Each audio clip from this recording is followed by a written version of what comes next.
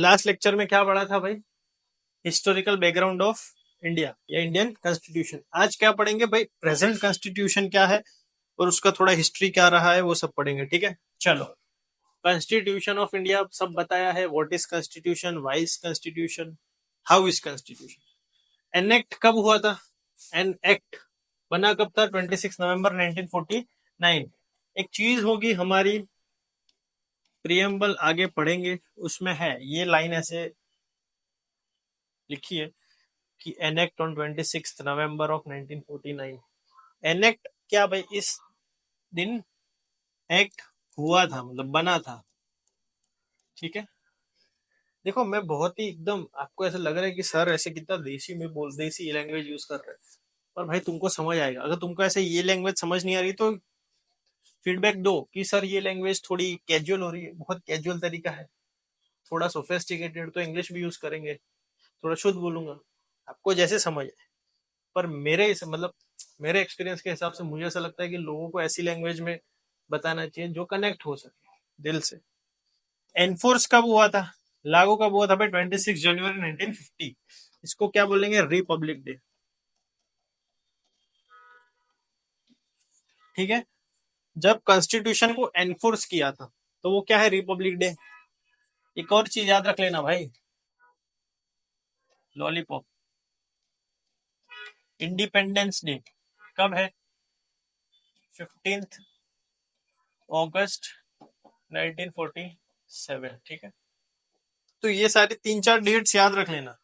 Independence day कब? उस दिन आजाद हुआ, तो नेहरू साहब ने स्पीच दी थी, माउंट बेटन वाला। ठीक है, एनेक्ट कब हुआ? फाइनली ड्राफ्ट होके एनेक्ट कब हो गया? तो भाई 26 नवंबर 1949, अभी बन गया किताब।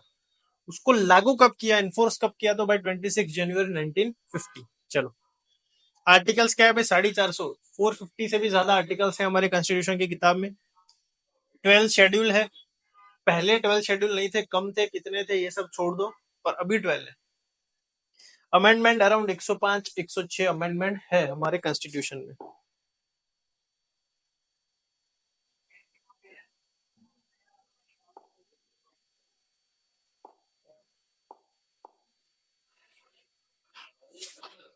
चलो, क्या है इंडियन कॉन्स्टिट्यूशन की छोटी छोटी चीज? अच्छा, ये बुक है, ये इंडियन कॉन्स्टिट्यूशन की किताब है, ऐसी ओरिजिनल कॉपी ऐसी। ठीक है, constitution was adopted on 26 November 1949, contained preamble, जो मैंने बताया। प्रियम्बल मतलब क्या होता है? एक समरी टाइप। ठीक है, a type of summary. 395 articles थे इन टोटल, 395 आर्टिकल्स, अभी तो 450 प्लस है। ठीक है, 8 शेड्यूल्स थे। ओह सर, अभी तो नहीं बताने वाले थे, बता दिया। तो अभी टोटल कितने हैं? 12। पहले कितने थे? 8। और 22 पार्ट्स थे। ठीक है, अब इनको मैं थोड़ा डिटेल में बता देता हूँ, मतलब होता क्या है। प्रियम्बल मतलब मैंने बताया समरी, और इसका सेपरेट चैप्टर भी है तो वो बाद में पढ़ेंगे। ठीक है, आर्टिकल्स क्या होता है? आर्टिकल 1 2 3 4 ऐसे टोटल 395, प्रेजेंट 450 प्लस। तो आर्टिकल्स मतलब स्पेसिफिक उसमें राइट या कुछ बॉडी का मेंशन है। शेड्यूल क्या होता है? जो पहले 8 थे अभी 12 है। शेड्यूल्स मतलब ऐसी कोई चीज जो आर्टिकल्स में नहीं दी है। बहुत सिंपल है, सुकून से सुनो। ऐसी कोई चीज, anything that is not explicitly mentioned in articles is mentioned in schedule. Simple. Parts क्या होता है? जैसे पार्ट 1, पार्ट 2, पार्ट 3, पार्ट 4। तो part 3 of Indian constitution deals with fundamental rights, की हमारे राइट्स क्या है। वैसे ही पार्ट 5 हो तो पार्ट 5 को क्या बोलते हैं? Union government. पार्ट 6 हो तो क्या बोलेंगे? State government. ऐसे पार्ट्स। ठीक है, अच्छा ये किसी को ऐसा डाउट होगा, सर ये 8 से 12 कैसे किया सर, कैसे? ठीक है, तो भाई ये कैसे मैंने गलत लिखा है भाई, पता है मेरे को। वो बोल रहे हैं सर गलत लिखा है। 8, ये कौन है? 8 to 12 हुआ कैसे? तो अमेंडमेंट, अमेंडमेंट से। अमेंडमेंट मतलब ऑल्टर, ये इंग्लिश में भी काम आएगा, याद रखना भाई। सिनोनिम, चेंज, ठीक है। अमेंडमेंट मतलब ऑल्टर करना, चेंज करना, कि पहले 8 था 12 कर दिया, 12 था तो तुम 6 भी कर सकते हो, 6 हो तो 15 भी कर सकते हो, उसको क्या बोलेंगे, अमेंडमेंट। उसकी एक प्रोसेस होती है, आगे बढ़ेंगे। Presently 25 parts, more than 450 articles, 12 schedules, preamble, written constitution, derive its legend of people of the India। जैसे क्या we the people of India से है, फर्स्ट पेज आगे पढ़ेंगे सब। और दूसरा रिटन अनरिटन कॉन्स्टिट्यूशन भी मैं आगे पढ़ूंगा। यही जो अब कॉन्स्टिट्यूएंट असेंबली की बात कर रहे थे हम लोग काफी टाइम से, ये है कॉन्स्टिट्यूएंट असेंबली। बोला ना, ऐसे कुछ लोग मिलके हमारे देश के फ्यूचर के लिए कॉन्स्टिट्यूशन बना रहे थे। कॉन्स्टिट्यूट कब हुई थी, 1946 कैबिनेट मिशन प्लान के under, not directly elected by the people of India on basis of adult franchise. बताया था कि डायरेक्ट लोगों ने नहीं किया था, इनडायरेक्टली हुआ,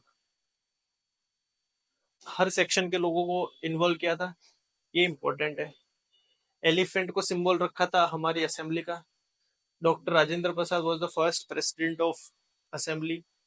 इंटरिम प्रेसिडेंट सच्चिदानंद सिन्हा। इंटरिम मतलब मान लो कि टेम्पररी पीरियड के लिए, जब तक ओरिजिनल ना आए तब तक कौन काम करेगा, तो बोला interim president Sachchidanand Sinha.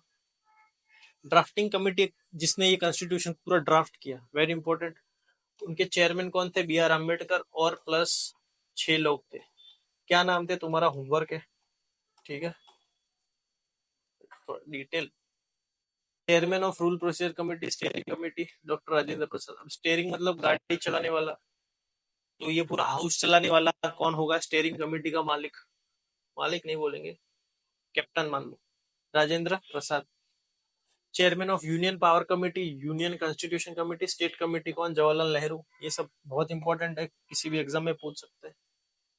Chairman of provincial committee, advisory fundamental minority tribal, वही कौन, iron man, Sardar Patel.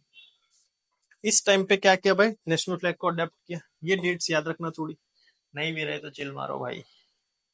Adopted national flag on 22 July 1947। National anthem, national song 24 जनवरी 19। अच्छा, ये नेशनल एंथम और सॉन्ग में डिफरेंस है भाई, तुम लोगों के लिए बेसिक क्लासेस है। नेशनल एंथम क्या है और नेशनल सॉन्ग क्या है, वंदे मातरम, और नेशनल एंथम जनगण मन। देखना किसने क्या लिखा है, क्यों है, ये सब हिस्ट्री इज इंटरेस्टिंग। और ना मिले तो इधर आके क्लास में मेरे को पूछना, मैं बता दूंगा। डॉक्टर राजेंद्र प्रसाद क्या, फर्स्ट प्रेसिडेंट ऑफ इंडिया, 24 जनवरी 1950 को इनको अपॉइंट किया था। ये थोड़ा मतलब कुछ है नहीं खास, ये इंपॉर्टेंट है, ठीक है। सेलिएंट फीचर्स,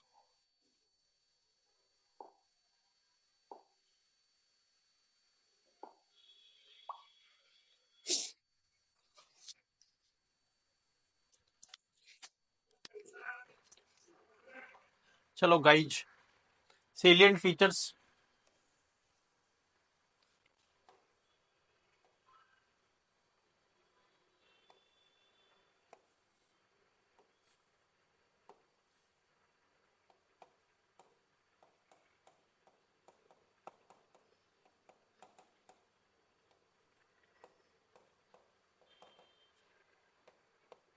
ये कॉन्स्टिट्यूशन ऑफ इंडिया किताब है, ठीक है। इसके फीचर क्या है, इसमें क्या क्या है, ये हमारा जो इंडिया का कॉन्स्टिट्यूशन है वो कैसा है, बस इंपॉर्टेंट है इसलिए पढ़ा रहा हूँ। वो इंसान कैसा है पता नहीं, ठीक है। पहला क्या है, सबसे लेंथीएस्ट है, तुमको बताया था 395, अभी तो 450 प्लस आर्टिकल है, but lengthiest constitution of world से मान लो। UK is having unwritten constitution. अब देखना,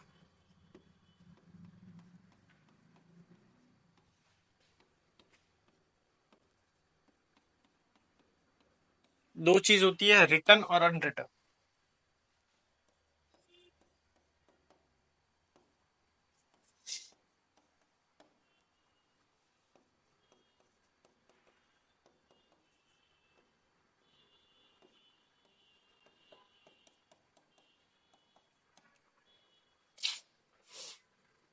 ठीक है, फ्लेक्सिबल में एफ कैपिटल होगा।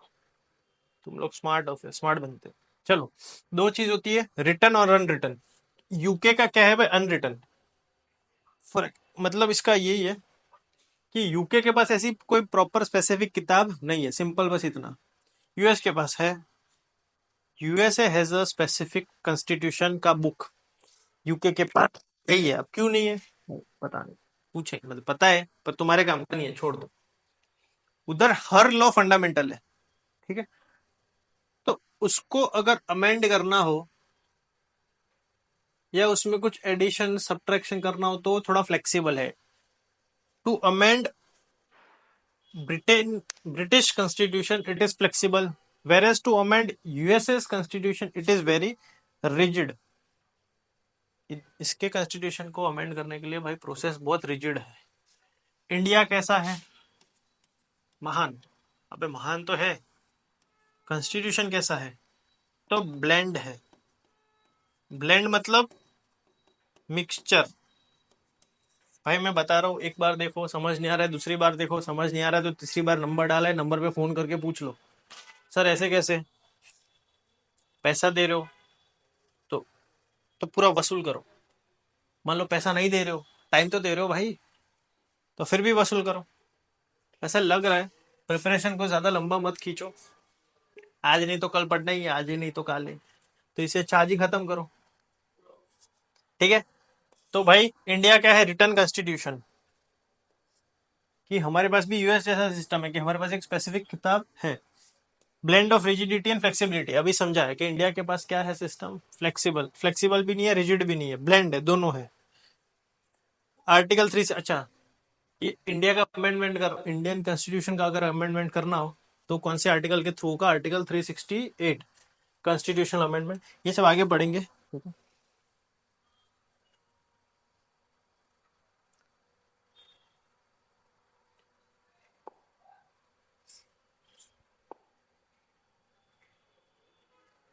चलो, parliamentary form of government. Parliamentary form of government क्या भाई, वेयर लेजिस्लेचर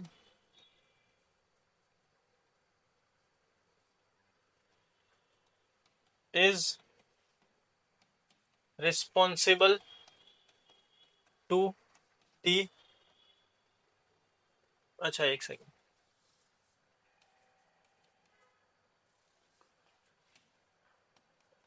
अरे क्या, where executive is responsible to the legislature. ठीक है, ये एग्जीक्यूटिव ब्रांच है, ये लेजिस्लेचर ब्रांच है, जो आपको पढ़ाया था, लेजिस्लेटिव एग्जीक्यूटिव जुडिशरी। तो executive is responsible to legislature मतलब पार्लियामेंट मान लो। तो ये पूरा मान लो, वेन डायग्राम से समझ आ जाएगा, ये पूरा लेजिस्लेचर है।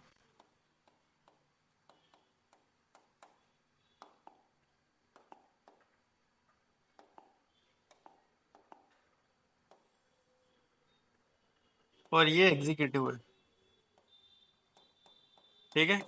येलो वाला लेजिस्लेचर, ब्लू वाला executive. So executive is part of legislature. तो for example there are 500 members of the legislature total, in total. उसमें से कॉन्स्टिट्यूशन के हिसाब से there should not be more than 15% executive people in parliament. 15% of what, Lok Sabha. अब देसी भाषा में ही समझ आते हैं तो सुन लो। लोकसभा के मान लो 545 मेंबर्स है प्रेजेंट की डेट में, ये लोकसभा, ये राज्यसभा, ये इसका 245 मान लो। अभी इसको भूल जाओ, लोकसभा का 545 है, उसका 15% क्या होता है, कैलकुलेट कर लेना। उसका जो 15% होगा,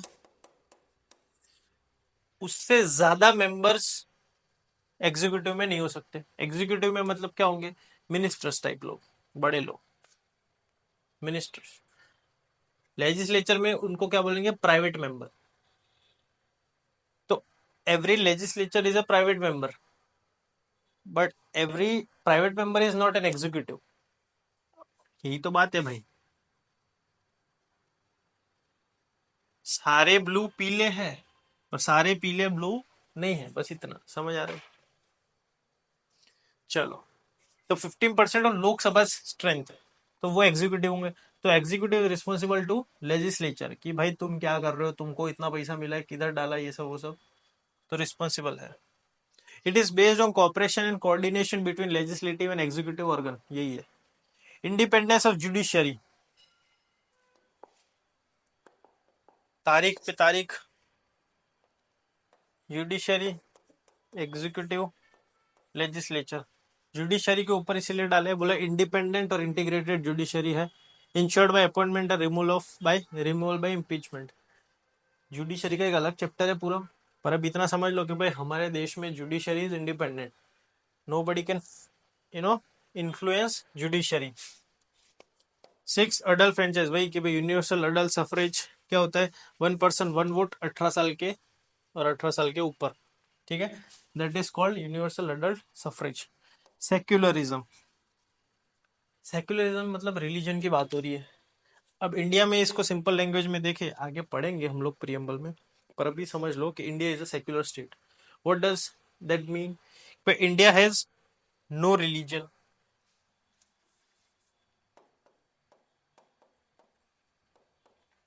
India has no religion, India का कोई स्पेसिफिक रिलीजन नहीं है, ठीक है। दूसरा, वो हर रिलीजन को प्रमोट करने के लिए उतनी ही हेल्प करेगा कि वहां ठीक है, चलो तुम भी उड़ो, तुम भी उड़ो, सब उड़ो, सब बराबर, ठीक है। तो अभी इतना याद रखना।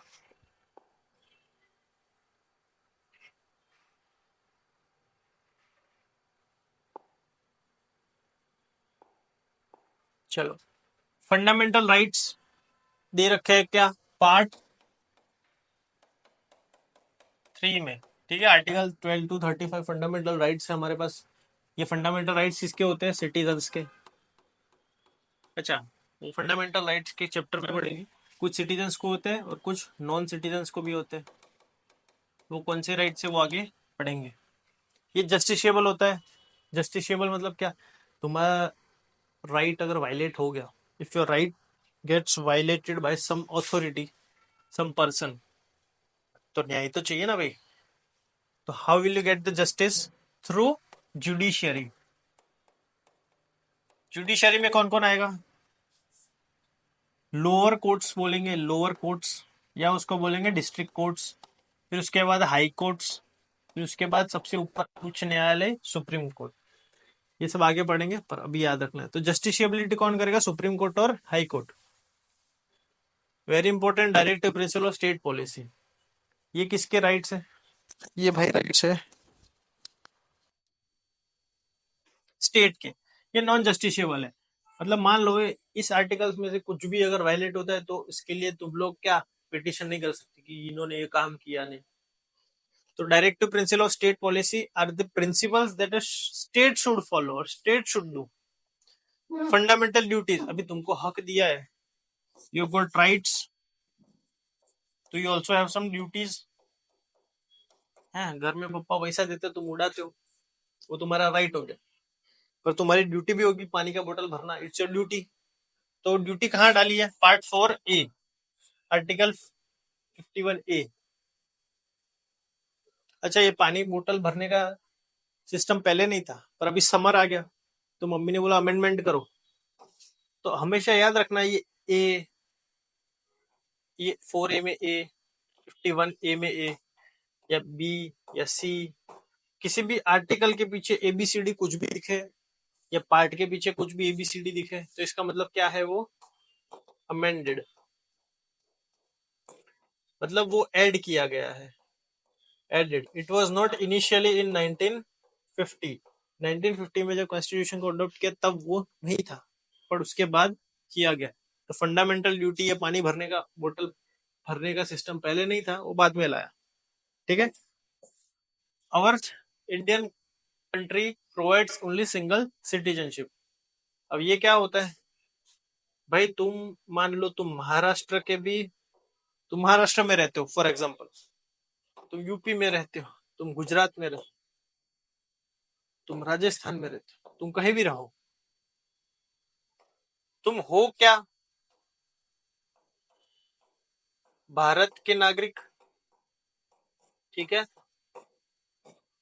तुम हो गया भारत के नागरिक, मतलब तुम्हारे पास गुजरात के अलग या राजस्थान के अलग या महाराष्ट्र के अलग या यूपी की अलग सिटीजनशिप नहीं है, एक ही सिटीजनशिप है, वो है Indian citizenship. But whereas US की अगर बात करें, तो मान लो यूएस में कोई स्टेट है न्यूयॉर्क,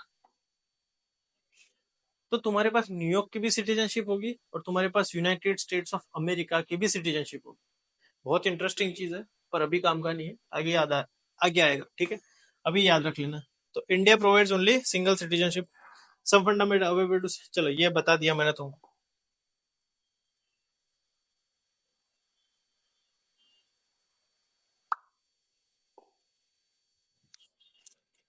किधर है भाई? हाँ, तुम किसका एग्जाम दे रहे हो? यूपीएससी, एनडीए, सीडीएस, या फिर सिविल सर्विसेज ले लो, सिविल सर्विसेज, या कोई स्टेट सर्विसेज। ये सब क्या है? एक ऑर्गेनाइजेशन एक एग्जाम लेता है, ये यूपीएससी एक ऑर्गेनाइजेशन है, वो जो सारी ये एग्जाम्स कंडक्ट करते हैं। Independent constitutional bodies like election commission, finance commission etcetera. तो यूपीएससी भी एक कॉन्स्टिट्यूशनल बॉडी है जो तुम्हारी एग्जाम लेता है। इलेक्शन कमीशन मतलब जो पूरे देश में इलेक्शन करवाता है। फाइनेंस कमीशन जो पैसा वैसा देता है, तुमको नहीं, डायरेक्ट हमको नहीं देता, सरकार को देता है। ठीक। इमरजेंसी प्रोविजंस, सॉरी, इमरजेंसी क्या होता है भाई? मान लो कुछ लोचा हो गया, कुछ इशू हो गया, ठीक है, तुमने कोई कांड कर दिया घर पे, तो तुम्हारे मम्मी पापा क्या करेंगे? तुम्हारा घर से जाना बंद, तुम्हारा फोन बंद, टीवी बंद, खाना देंगे ऑब्वियसली जिंदा रहने, पर बाकी मौत शौक बंद। तो ये तुम्हारे पापा मम्मी ने क्या किया, इमरजेंसी ला दी घर में कि अब जब तक मार्च में एग्जाम खत्म नहीं होती, बिट्टू घर से बाहर नहीं निकलेगा भाई। ये बिट्टू बोलेगा भाई ये तो राइट ले लिया पापा ने, तो भाई पापा के पास राइट है तुम्हारा राइट लेने का। तो बस इमरजेंसी प्रोविजन सही है कि देश में, अच्छा, तीन टाइप की इमरजेंसी होती है। नेशनल इमरजेंसी, प्रेसिडेंट्स रूल या स्टेट इमरजेंसी, या फाइनेंशियल इमरजेंसी। ठीक है, तो कौन करेगा? ये प्रेसिडेंट करेंगे। पार्लियामेंट में इसका एक बिल पास करना पड़ेगा। पार्लियामेंट क्या होता है? जो लॉ बनाने वाली बॉडी। प्रेसिडेंट कौन है? तो सबसे बड़े दादा, ठीक है, अभी दादी है, सबसे बड़ी दादी। तो वो बोलेंगे कि भाई इमरजेंसी लानी है, अभी सबका थोड़ा घूमना फिरना बंद। तो ये जो घूमना फिरना बंद किया तुम्हारे पापा ने या ये देश की दादी ने, तो उसको क्या बोलेंगे? इमरजेंसी। तीन टाइप की इमरजेंसी होती है। नेशनल मतलब जो पूरे देश में लगेगी। प्रेसिडेंट रूल या स्टेट इमरजेंसी मतलब जब कॉन्स्टिट्यूशनल मशीनरी फेल हो जाता है, तो किसी पर्टिकुलर स्टेट में लगेगा वो। और फाइनेंशियल इमरजेंसी जब पैसा खत्म हो जाएगा, इंडिया के पास पैसा खूब है, तो फाइनेंशियल इमरजेंसी तो आने से रही। ये तो आ चुकी है, वो कब कैसे कितनी बार वो आगे पढ़ेंगे। फेडरल स्ट्रक्चर विथ यूनिटरी बायस, ये इंपॉर्टेंट है। फेडरल मतलब,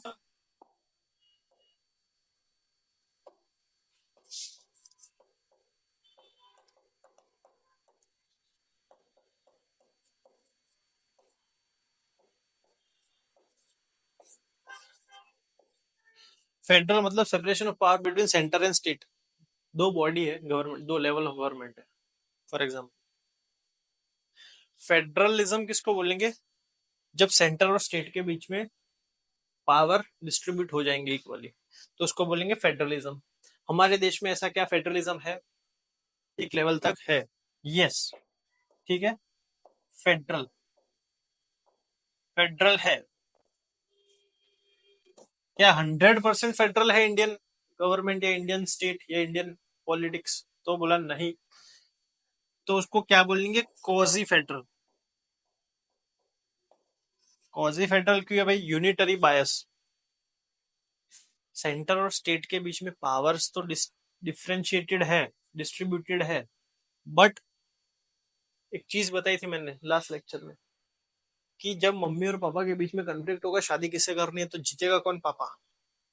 तो बस पापा कौन है, यूनियन, यूनियन के पास ज्यादा पावर है थोड़ा, बस। तो उसको क्या बोलेंगे, Indian state is a federal state but with a federal या यूनिटरी बायस। यूनि मतलब यूनियन की बात हो रही है, फेडरल बायस नहीं, यूनिटरी बायस, कि यूनियन के पास थोड़ा ज्यादा पावर है या एज है। तो उसको क्या बोलेंगे, हमारी इंडियन पॉलिटिक ऐसी है, क्वाजी फेडरल। ठीक है, चलो।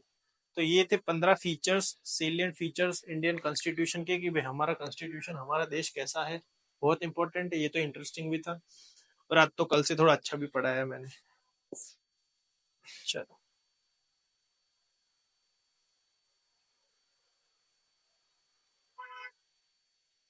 चलो, आज ये लास्ट टॉपिक करेंगे अभी।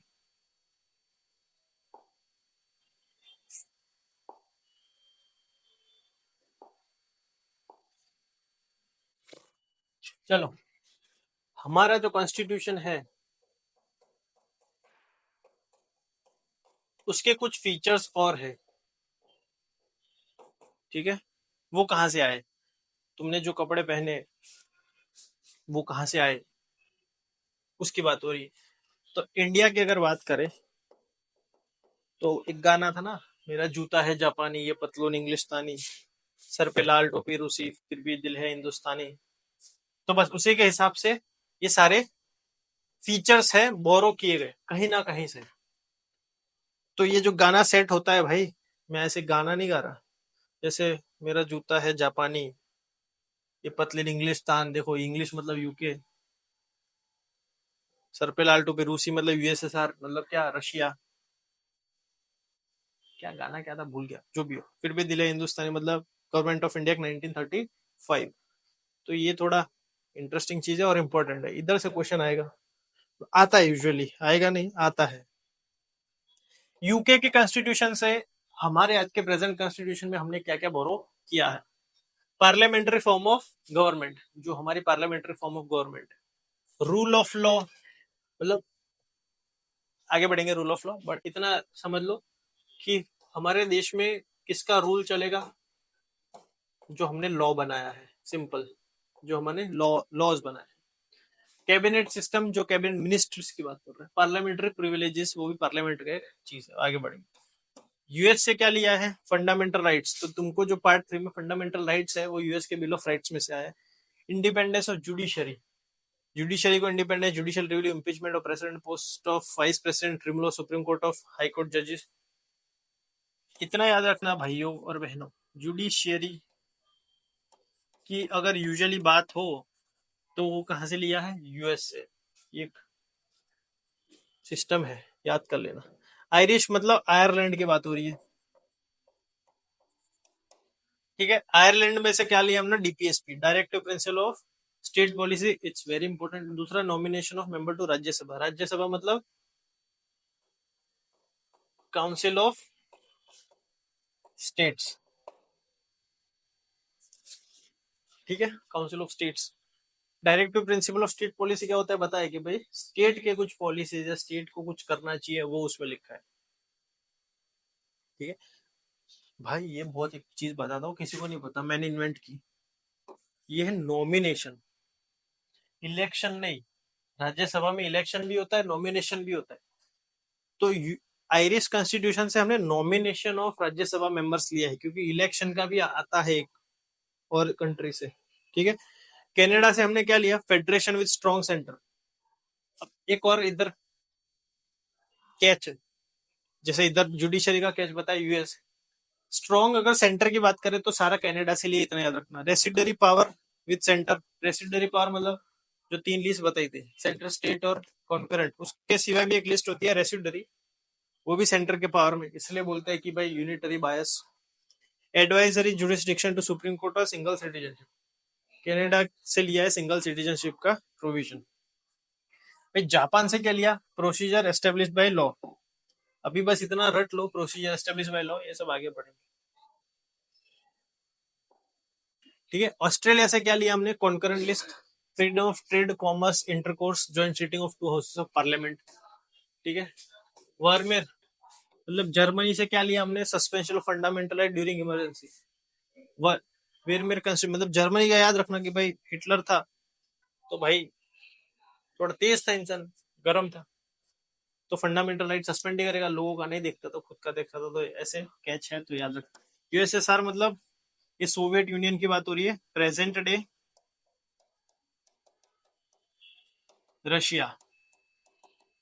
ठीक है, प्रेजेंट डे रशिया क्या है भाई, रशिया से क्या लिया हमने, ड्यूटीज, आइडियल्स ऑफ जस्टिस, ये justice, ideals of justice preamble में दिया है। ठीक है, सोशल, इकोनॉमिक एंड पॉलिटिकल, वो भी कहां से लिया हमने, रशिया से लिया। फ्रांस, फ्रांस से तो भाई खुल्ला मजे, मेरे को पता भी नहीं, मैं फिर भी बोल रहा हूँ, फ्रांस से हमने मजे लूटे। क्या भाई, Republican ideal of liberty, equality और फ्रेटर्निटी ऑफ द प्रियम्बल। और फ्रांस से हमको लिबर्टी सीखने मिला, इक्वालिटी, फ्रेटर्निटी, अगर ये तीनों का तो मजे ही मजे। साउथ अफ्रीका से क्या लिया हमने, procedure for amendment of the constitution. Emergency provisions कहाँ से लिए थे वो भी देखो, जैसे हाँ, suspension of fundamental rights during emergency, वो कहाँ से लिया, तो जर्मनी। ये अलग चीज है, अमेंडमेंट जो ऑल्टर करते हैं कॉन्स्टिट्यूशन को, वो हमने कहाँ से लिया भाई, साउथ अफ्रीका।